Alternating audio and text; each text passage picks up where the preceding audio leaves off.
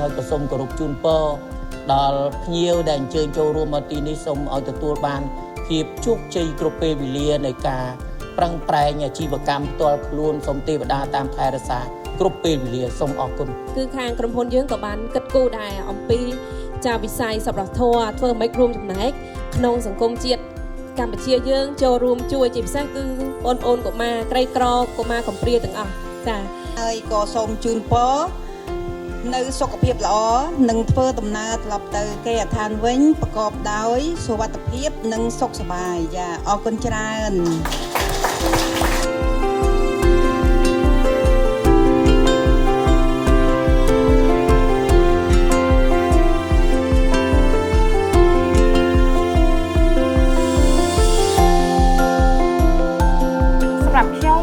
អតិជនរបស់ក្រុមហ៊ុន Jet Tour Cambodia គឺពិតជាសប្បាយចិត្តមែនទែនដែលក្រុមហ៊ុនមានកម្មវិធី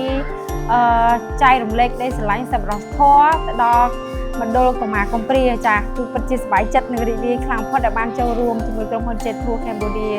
ខ្ញុំឃើញថាក្រុមហ៊ុន Jet Tour Cambodia គាត់បង្កើតកម្មវិធីនេះមកគឺជាកម្មវិធីមួយដ៏ល្អសម្រាប់ដល់បងប្អូនឬក៏ក្មួយៗដែលគាត់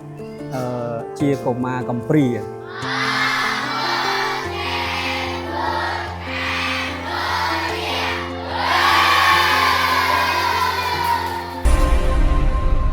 Jet Tour, drive your future.